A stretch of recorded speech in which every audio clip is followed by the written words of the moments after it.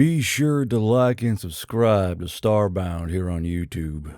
It ain't much, but it's honest work. I have always hated these meetings. What point is there in grandstanding pathetic rituals and celebrations for the induction of yet another race of pathetic weak-willed worms? There are thousands of these so-called species in the galaxy. Their worlds are so peaceful and safe that it is a given for intelligent life to evolve. It's like celebrating the rise of a star every morning. It is inevitable, predictable.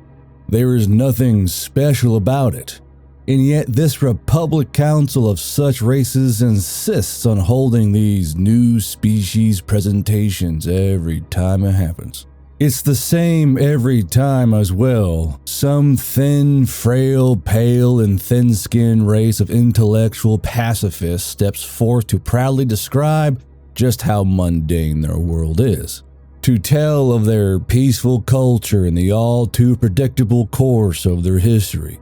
They gain self-awareness. Their intelligence enables them to cultivate crops. Their numbers grow too large for their planet, and so they unify to develop space-age technology so they may leave the clutches of their world's gravity well. These people have no concept of true gravity. A scant few ever engage in conflict before their rise to space. And even then it is rarely anything more severe than a small skirmish, claiming perhaps a few hundred lives. And then they deign to call that a war. Natural disasters are so rare that most of them go through a decade of culture shock upon learning that it is even possible for species to evolve on a world that has a persistent light breeze, let alone a hurricane or an earthquake. My people went through shock as well, but for entirely different reasons. When we first took to the stars, we were shocked to find it possible for anything but the cruelest of environments to produce intelligence. We expected such plain and safe worlds to lack the driving factors needed to justify such evolution. Yet, the fact that we alone are the only species to have ever evolved on what the rest of the galaxy calls a death world is proof of precisely the opposite. For a time, we basked in it, using the fear the others had for our might, our durability, our everything. We muscled our way into positions of power. It worked. Too well. Now there are few to truly challenge us. If not for the fact that biological advantage holds little true sway in wars conducted from the bridges of command vessels, we would likely have sole rulership of the galaxy.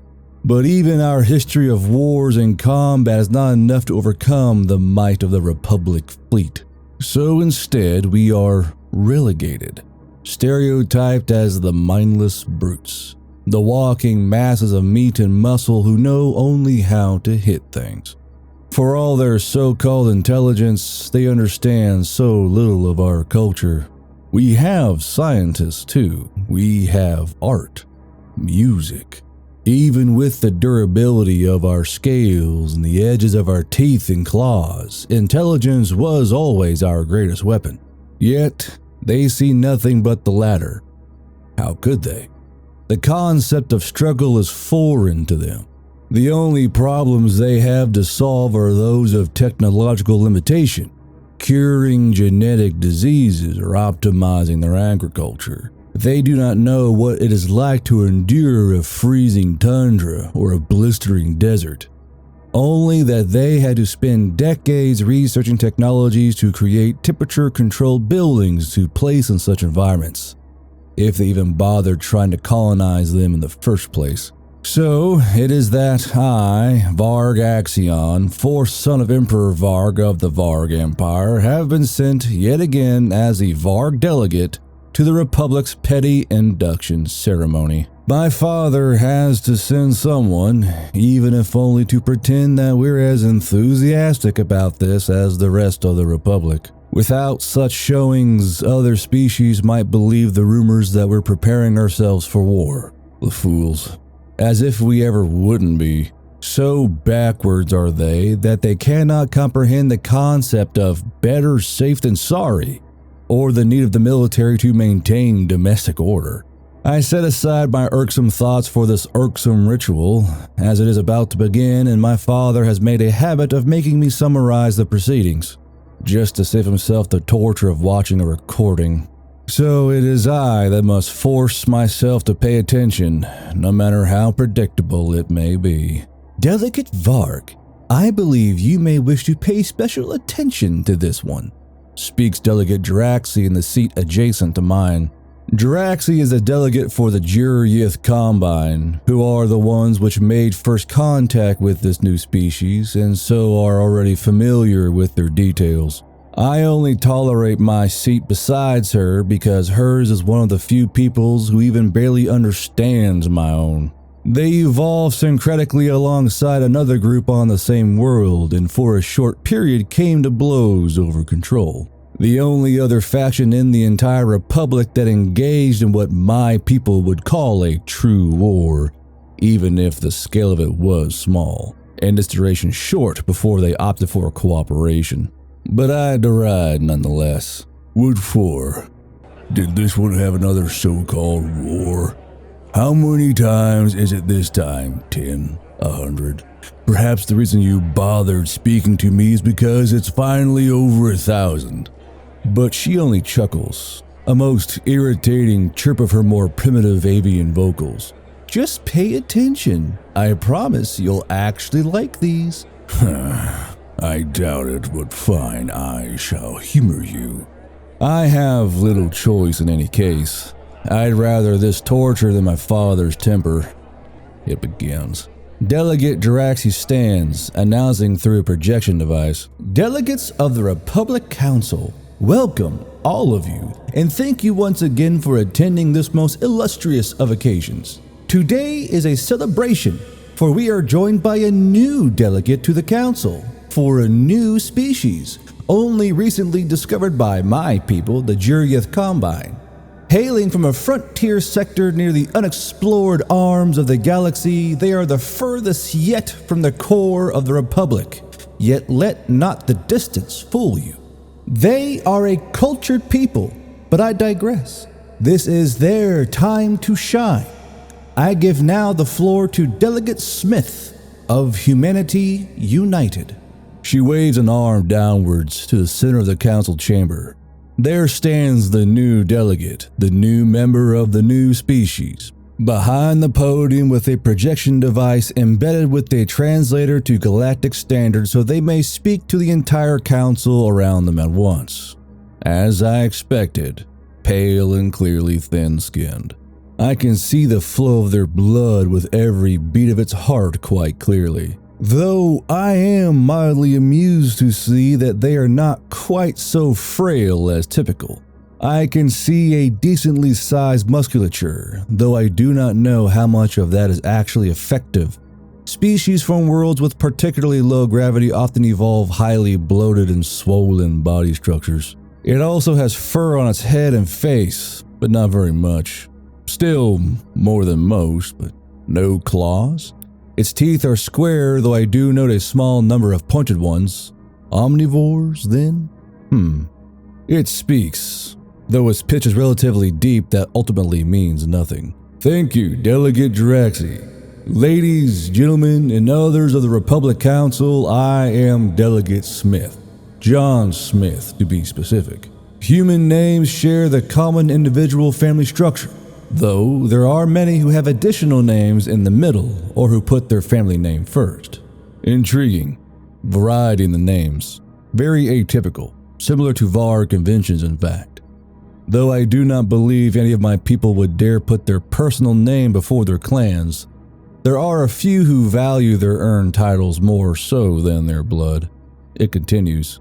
My people call themselves human, humans in plural, and humanity when referring to all of us at once. No differentiation between genders there, but a great deal of our languages, of which we have hundreds, do make gender-based distinctions for most types of nouns. I'll not go through the list here, as that would see all of you sitting for days. It chuckles and many of the council follow suit. I snicker, but for the ceremony the difference between a few hours and a few days hardly matters. It is torture all the same. Yet, I cannot help but find myself vaguely interested. Hundreds of languages. That is very unusual. A trait shared only by my own people, where every clan has its own private language, for use within the clan only.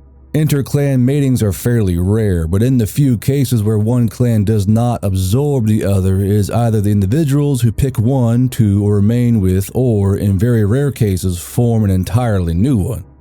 Could they possess a similar structure? Is this what Jaraxi was referring to? I glance over, seeking confirmation, but she has nothing to offer besides her typical cunning grin. The damnable woman is always playing games with me. There is a moment of silence as the human delegate seems to look over a handful of documents, likely trying to decide what mundane quality of their world is worth speaking of first, as if any of it is special. I believe it may be best to begin by telling you all about our home planet, and after that, our history of most predominant cultures. It has decided, and as usual, it was given access to the chamber's holoprojector, and now displays their home system. Main sequence star, no special characteristics. 8 planets, dozens of planetoids, millions of smaller bodies. A bit busier than most systems, but nothing atypical besides the number of large planets. The parent star must have been quite massive to produce 4 giants and 4 large rocky bodies. It zooms in now on their homeworld, the third body from the star. Next to it is displayed a list of characteristics. Radius, general composition, gravity well? Oh, now that is intriguing. Their world's gravity is almost identical to Varg itself. Composition and radius are nearly the same. Predominantly mineralized water and a great deal of heavy metals. Though their atmosphere is mostly nitrogen, where the Varg is mostly argon. This Earth of theirs also has significant portions of oxygen and carbon, just like Varg. A strange name for their planet, or perhaps it is the species name that is strange. Perhaps Earth is simply the name of their most powerful clan, and some ancient figure of the clan elected not to call the species by their own name. The gravity is the interesting detail, however. That means the musculature I see in the delegate is not just bloat, it is genuine. They need to be strong just to stand. And I certainly see no signs of aquatic or avian features, unless they possess a shocking degree of mutability. On second look, I see it now. That same awkward stance every Varg has when on a foreign station, trying desperately to stay balanced under low gravity. The neural evolution that allows for atomic self-balancing is fooled by the lower gravity and is constantly overcompensating. It requires training just to walk without leaping into the air with every step. Jaraxi is right. I like these ones already. Though I must chide myself, it is too early to make such claims. A large planet does not necessarily mean a harsh one, nor does it guarantee that they will share my people's other qualities. Given their abject lack of any clear combat adaptations, it is far more likely that they are a peaceful race like all the others. But even so, a small part of me is hopeful, desperate for any reason to care about this ceremony. The delegate speaks again after a moment, as murmurs from amongst the council die down. It seems I am not the only one who noticed their world's similarity to Varg. Terra, Mother Earth, though we usually just call it Earth, which I am somewhat embarrassed to say translates to just dirt. Not very creative, I know. But that's what our ancestors came up with, and we've no inclination to change it. The most predominant feature of our planet is the water. Nearly 70% of its surface is covered in it, and 97% of that is so heavily mineralized that it's poisonous to us. Not to mention that our industrial revolution further poisoned it with frankly ridiculous amounts of pollution and industrial waste. Though, with the aid of the Jiryeth Combine, we have been steadily rectifying this. Poisonous water covers the vast majority of their world. Varg's surface is also mostly water, but it is not toxic.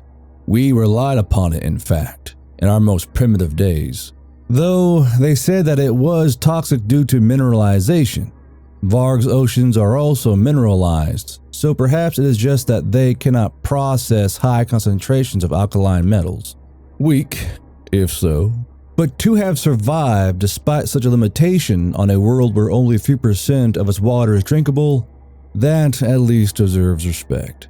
As a result of this, humanity evolved primarily in inland regions on the largest continental landmass, though it didn't take long after we'd gained significant intelligence to spread all over the world. While we evolved in one of the hottest and most arid regions of our planet, our ability to survive was enough that we could endure the harshest environments our planet had to offer. It elaborated before switching the holoprojector to avian eye views of rolling landscapes of stunning variety, a shocking number of which bore striking resemblance to Varg, if with significantly more greens, browns, and blues rather than reds, purples, and black. Scorching deserts that boil in the day and freeze over at night. Lush jungles filled with thousands of species of poisonous and venomous plants, insects, and animals, and large predators. Vast snowy tundras and ice shelves with almost no resources to speak of. Wide open grasslands, dense forests, isolated islands. You name it, Earth has it, and humanity survived it. All before ever adopting agriculture. The council chamber was filled with gasps, oohs, and ahs. A not unsubtle number of gazes turned towards me. There were few who did not immediately make the connection. This is almost exactly the same presentation as that given by my 5 times great-grandfather, Emperor Varg Nuwan the Diplomat, when he introduced our species to the council. He had done preliminary research on the frail races we were to stand beside and noted how safe their worlds were compared to ours, and so decided to emphasize this difference in order to earn the fear and respect of the entire galaxy. And now, Delegate Smith John of Earth is doing exactly the same. I am no longer slouching in my seat. In fact, I am no longer sitting. I stand in respect. The human did his homework, and I am not so uncouth as to let that go unappreciated. There are none in the council who do not know of this particular custom of my people. When a Varg stands from an available seat, you have their full, undivided attention. Though I silently chuckle to myself as I imagine there are few in the council who could discern the subtle differences between aggressive and respectful Varg stances. There are likely many who believe I am being defensive or potentially threatening, though Jiraxi has sat beside me long enough to tell that I have nothing but respect. Delegate Smith continues, though now he departs from the script used by my ancestor. Good. They do have some originality, it seems. However, even these dangerous environments, each with their own host of dangerous predators, pale in comparison to the greatest danger that Earth has to offer. He switches the projector now to what appears to be a model of a human body, though oddly, it has an extra set of limbs. Humans! I make no joke. Besides diseases of all kinds and old age, the number one cause of death for humans is other humans. In most cases, it is some kind of accident, especially those involving our automotive vehicles. But over the course of our history, before the Juriyith Combine discovered us, a grand total of 1.5 billion humans have died as a direct result of conflict and strife. And that figure is from our inter- and international wars alone. It does not include the thousands who die each year to murder, or the slightly lower number of accident-related deaths. So, let me tell you more about the human, Earth's most dangerous predator. The projector switches now to what appears to be a small clan of primitive humans, wearing rags made of what looks like some kind of skin and wielding very primitive tools. He speaks again. Humanity began as small tribes of hunter-gatherers. Once our ancestor species had developed enough intelligence to form complex social groups and a taste for meat, it did not take long for us to develop our favored hunting method. The projector shows a group of primitive humans stalking a large group of animals, all of them 4-limbed and significantly larger than the humans. I expect to see joint hunting tactics. An initial assault wounds a member of the herd spooks and runs away. The injured one cannot keep up, and so the hunters close in for the kill. My expectation is subverted. There is an initial assault, but it is highly ineffective. Their weapons seem to do little to the large beast, but stick out of them as they run. In fact, many of their attacks miss outright. I fail to see how this is their favored method, or perhaps they're showing a failed hunt on purpose. The projector jumps. It's the same herd and the same group of humans, doing it again, but the environment has changed slightly. Now it shows the humans chasing them. That's a bad idea. If any of that herd turned to fight, instead they would find themselves outmatched quickly, especially since they clearly possess no natural weapon. But it doesn't happen. The animals simply continue running. The projector jumps again. Now it's night. The same herd. The same humans. What are they getting at? Then it occurs to me, the herd is asleep, and they just spent the better part of their entire day running, and many of them are still injured. They are exhausted, which means now... Yes, I see. Most of the herd awoke and ran, but a not insignificant number of them are moving very, very slowly compared to the rest, and some failed to awaken at all. The humans, meanwhile, move as though they have an endless supply of stamina. With so many of the beasts so severely exhausted, they are no match for the hunters in their prime. A clever strategy. The humans must have some kind of endurance-related adaptation which allows them to simply outlast their prey. The patience that would require is extreme. Varg are very impatient by nature, always ready to leap into action, a holdover from our days of ambush predation. But this kind of strategy requires boundless patience and foresight. They must have an incredible capacity for long-term planning. This is the message he is sending to any who might seek conflict. We are ready. I make note of this. Should our people come to war, we must be wary of their every move, no matter how seemingly trivial or mundane. They can and will engage in battles of attrition if they believe they have the advantage. Though, to be honest, I would prefer to make allies of these people. I see only benefits to such an alliance. He speaks again, and I listen closely. But as we depart from our roots, naturally this strategy is not enough to sustain our growth. Agriculture and animal domestication develops in a small valley between two rivers, and quickly finds itself adopted all over the world within the span of a couple millennia. We grow from tribes into villages, into towns, into cities, into empires, into nations. As our needs grow, settlements near one another trade the things they have for things they need from the other. An economy is born. We develop currencies and distribution systems, roads and traders. We learn how to mold the environment to our purpose, taking the riches of the earth and turning them into buildings, vehicles, tools, and weapons. Yes, weapons. For even though we long since dominated the food chains of nearly every environment on the planet, there were still other humans to consider. Only 3% of all the water on our planet was usable, and the vast majority of that was locked in rivers and lakes, which distributed only to the areas immediately around them. Space needed for agriculture was far more valuable than anything else in the world, and the resources needed to efficiently develop and use that space came from a limited number of mines. The vast majority of human conflict is over scarce resources. There just wasn't enough to go around. And our growth was limited almost entirely by our ability to inefficiently use what resources we had. And if our progress ever stalled, and our population outstripped our ability to produce, it meant war. The projector switches now again, a highlight reel of bloody conflict. Armies of humans clad in metal and leather, riding atop domesticated beasts and driving engines of war.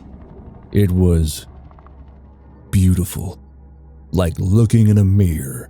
They'd gone through all the same steps as my people, though in our case the resource we were scarce of was heavy metals needed for our development. Without it, our bones would grow weak and frail, and so conflicts around regions where iron, copper, and other metals were prevalent was frequent and rampant. The reel continues, showing how the scale of the battles change and how their technology improves. Their armors turn from metal to fibers, their weapons from blades to projectiles of ever-increasing lethality. They develop heavy vehicles, flying vehicles, aquatic vehicles, guided munitions, and yes, the infamous atomic bomb. Once thought the exclusive nightmare child of Varg destructive tendencies, now shared by the Republic's newest species. They do not show more than that. Understandable, as anything more modern will be treading upon their current arms and armaments. Secrets, I am sure, they do not wish to share. He continues, of course, resources aren't the only thing we'd warred over. Oh? What is this? Humans are prideful, spiteful, and vengeful. We do not take insults lying down, and we often hold grudges. As our cultures developed, nationalistic pride often led to conflict in itself. As simple conflicts between different cultural regions grew into all-out war. Wars have been fought over so little as two men both courting the same woman, or over matters so philosophical as which religion is true, or more often, to whom does the Holy Land belong. Interesting. So they are not as simple as a Varg lookalike. Despite having evolved on a harsh world filled with danger and scarcity, they had the time and energy to develop the more advanced cultural concepts that my people did not encounter until our rise into space. And they had wars over them. I do not need to look to see the expressions of horror and disgust worn by the other delegates. They had thought such concepts precluded violence. They'd thought it the sole commodity of my people, the natural result of a lack of culture, religion, or philosophy. Yet here stands living proof that they were wrong. I cannot contain it.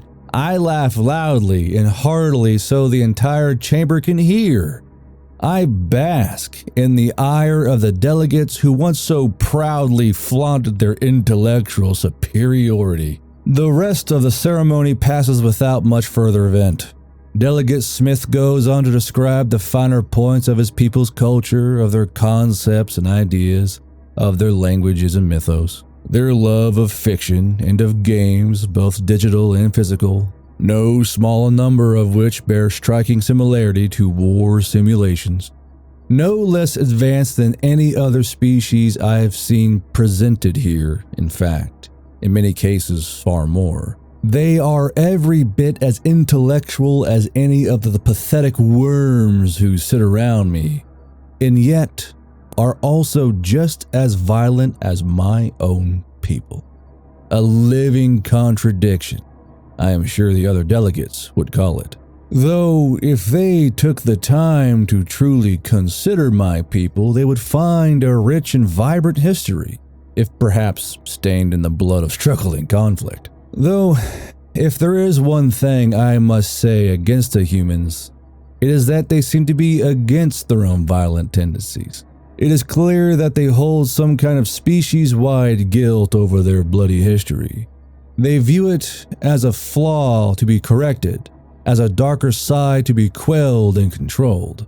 It is not for me to judge their ego, but if I had to give them advice, it would be to cease foolish rejections of their true nature, to embrace what and who they are and find ways to indulge their needs without losing control. The Varg have a long history of creating outlets for our violence, though it is not always as safe as the other species might prefer. Death is no stranger to us, though we do not fling it so wantonly as to destroy ourselves. The humans, meanwhile, have spent so long rejecting themselves that they now sit in a precarious situation. They must be on constant vigil against themselves, lest they go too far in a moment of weakness and engage in mutually assured destruction. They have much to learn from my people, and I pray to my ancestors that they listen. As the presentation ends, Jaraxi turns to me with that same wry grin. See, I take it you like them. For the first time in my life, I return with a friendly grin of my own. Yes, I do. Thank you, Jaraxi. And the question, how is it that humans greet one another? As I walk out of the council chamber and enter the lobby, I breathe a massive sigh of relief. That went way better than I expected. I was worried that the script they gave me was a bit too much on the edgy side, that we might have given the galactic community a horrible first impression, but thankfully the latter half of the presentation seemed to do wonders to turn some of those sour gazes around. Who'd have thought that all it took to win over aliens was to show them sports, games, shows, anime, music, art, and, well, you get the picture. Damn it, there I go internal monologuing to a non-existent internal audience again. Therapist says I really need to get out of that habit. Causes some kind of objective detachment apparently. Whatever. It helps keep my thoughts organized to imagine that all of my innermost thoughts are being constantly viewed and judged by a panel of observers. Lets me counter-argue myself and more easily see the flaws of my own plans and ideas. I play both the devil and the advocate. In the dining area, I managed to secure a few exotic-looking finger foods which thankfully don't taste how they look.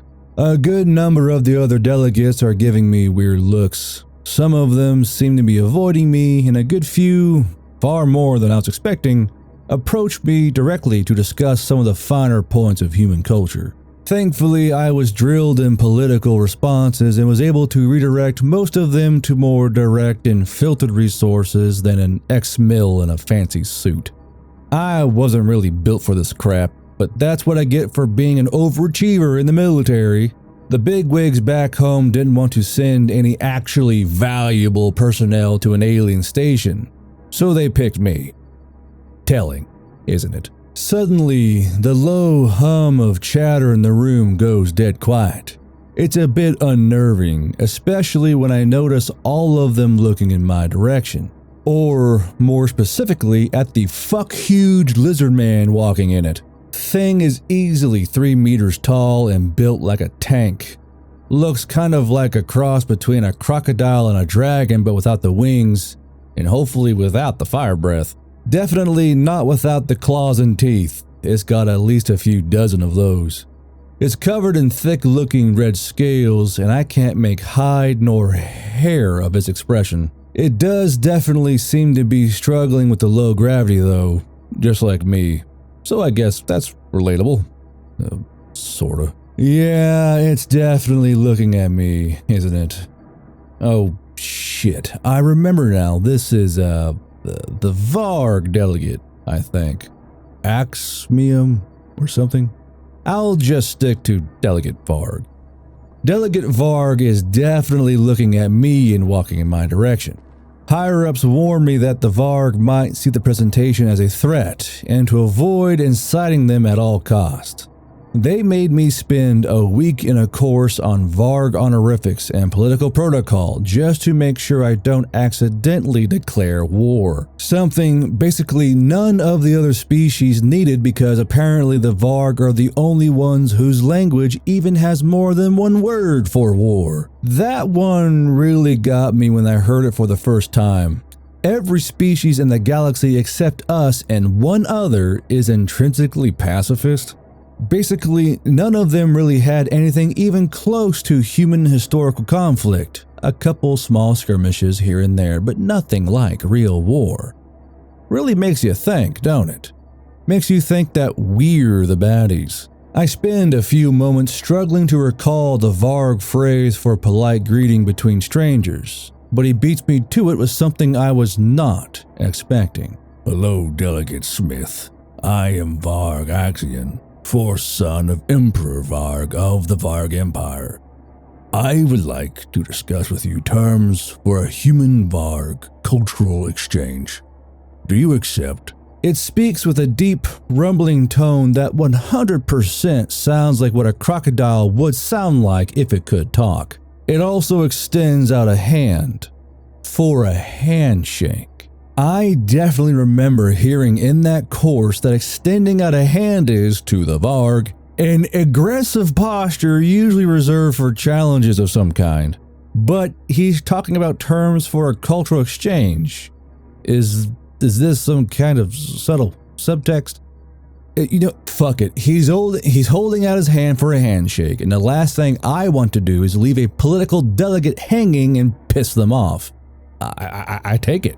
Oh, sure, yeah, why not? I'll forward that to the higher-ups. Get you talking with someone a bit more specialized in the field. I'm just a retired soldier they sent because they didn't want to risk any valuable personnel. I relax my hand to let go. It doesn't. It pulls me closer, in fact, staring me down with one of its beady, slitted eyes. I'm not a coward. I hold its gaze. Not about to let a croco-dragon alien from outer space think I'm weak.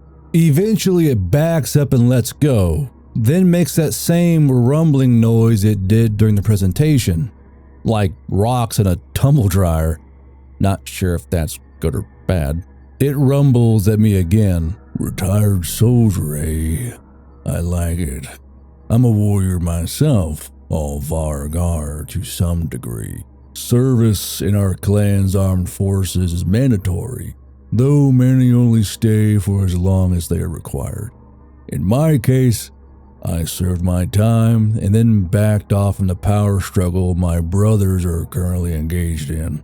I preferred to take the role that best serves the Empire, rather than feuding over who gets to sit upon the Iron Throne. Doesn't look comfortable anyways. I prefer a nice warm rock. I start to laugh but quickly choke it down. It looks at me strangely, so I save by pretending it was a cough. Cold-blooded, right? Need to use external sources of heat and cold to keep your body stable? It nods. Correct. I'm sure the other delegates do not appreciate discussion of the less intellectual concepts in their presence.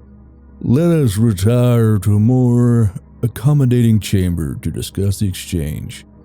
Shit. I got roped in. Sure, okay. However, it didn't go anything like I was expecting. I was worried I'd end up having to do a delicate political dance just to avoid some kind of international incident. But instead, I ended up having a nice conversation with someone who really gets it. Turns out Axion here also answers to a bigwig, though his just so happens to be his father. Doesn't make him any less annoying than the ones I deal with. Seriously makes him pay attention to the whole presentation just so he doesn't have to watch it himself, and punishes the poor guy if he leaves anything out. He also drinks seawater, apparently. He'd love it back home, I imagine. Plenty of that stuff to go around. Also drinks the good stuff too. Let me tell you, I have a new favorite whiskey. At least, I think it's whiskey. Certainly tastes like it, but it's got one hell of a kick. Really singes the eyebrows and stands up the nose hairs. We both got wasted and ended up doing some stupid stuff I don't remember, which did turn into an incident, but the good kind, I think. The bigwigs back home congratulated me on how well I handled the Varg, which apparently secured some kind of alliance on top of the cultural exchange. So now I'm the go-to delegate for all human Varg diplomatic talks. Just fucking great.